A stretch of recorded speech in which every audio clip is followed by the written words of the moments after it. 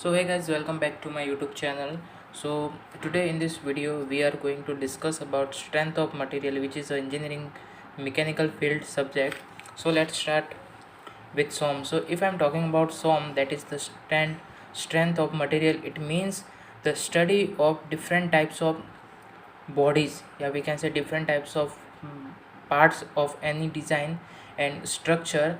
Then the effect of force on that body is discussed in strength of material subject. And the body, all the bodies are called real bodies. What mean real body? It means effect of actional force and effect of energy. that is the all the body which are around us. that means जो भी body हमारे around है, they all are real bodies. उन real bodies पे effect of actional forces and effect of energy, that is study of strength of material. So when we study at rest condition of solid body, behavior of solid with effect of forces is called strength of material or mechanics of material. So the study of forces at the rest condition is known as SOM, or we can say mechanics of material or mechanics of solid. So if we talking about at motion condition, means the part or structure is at motion, and the study of forces, the study of actional forces and energy is called vibration and or term, that is dynamics of machinery, is considered in dynamics of machinery. After that, external forces, if I'm talking about what are the external forces, it means with physical contact or without physical contact. Means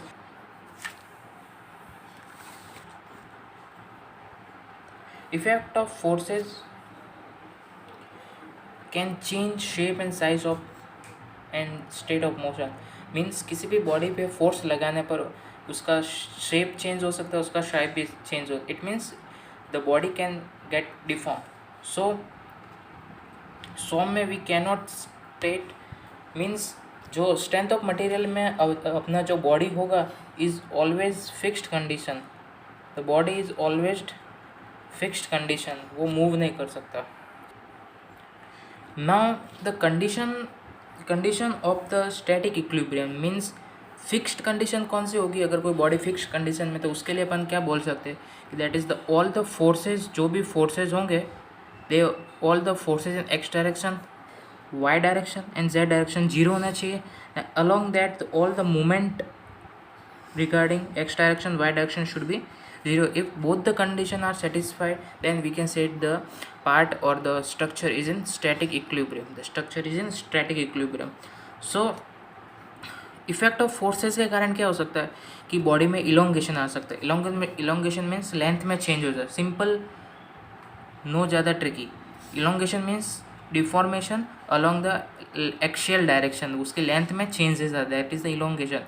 after that contraction, it means the contraction या compressive forces जब लगेंगे तो body contract हो जाएगी, that is the contraction. After that contraction के बाद share या cutting या टेंजेंशियल फोर्स होता है. इट मीन्स बॉडी एक सरफेस फिक्स है और टेंजेंशियल डायरेक्शन में अगर अपन फोर्स लगाएंगे तो बॉडी शेयर हो जाएगी. शेयर मीन्स एट एंगल पे वो थोड़ा डिस्प्लेस हो जाएगा, like this is the body, और अगर मैं टेंजेंशियल डायरेक्शन में फोर्स लगाया, उसके अपोजिट रिएक्शन फोर्स आएगा, तो बॉडी ये कुछ इस टाइप से हो जाएगी.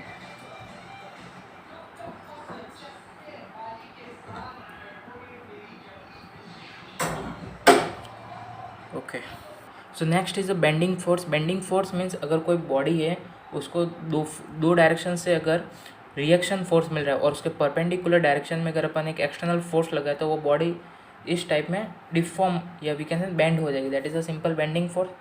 After that twisting force means क्या होता है, ये जनरली जो शाफ्ट होता है उसमें देखा जाता है. मीन्स शाफ्ट, ये जो एक सिंपल बीम है जो एक साइड से फिक्स है और दूसरी साइड से टेंजेंशियल अपन एक ऊपर एक नीचे फोर्स लगा रहे हैं, तो ये ट्विस्ट हो जाएगा, it will get twisted. So next हम बात करेंगे strength of material is the study of 3S. What are the 3S? That is strength. कोई भी पार्ट होगा, it should be carrying the maximum capacity of load. It means क्या हुआ कि strength उसकी अच्छी होनी. Stiff means resistance against the deformation, मतलब कितना भी अपन लोड अप्लाई करें किसी बॉडी पे तो वो रजिस्ट करना चाहिए. स्ट्रॉन्ग रहना चाहिए, बॉडी टिके रहना चाहिए, that is stiffness. After the stability means different load condition में द मटेरियल और we can say the body should be stable in condition. This is the strength of material 3S studies.